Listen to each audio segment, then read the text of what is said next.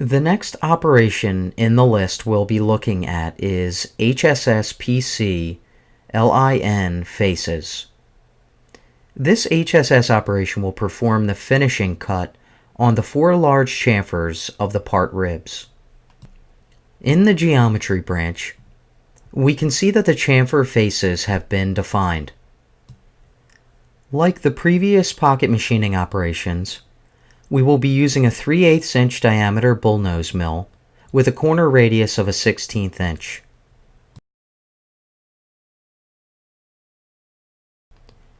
A simple linear strategy is used with a 20 thou maximum step over.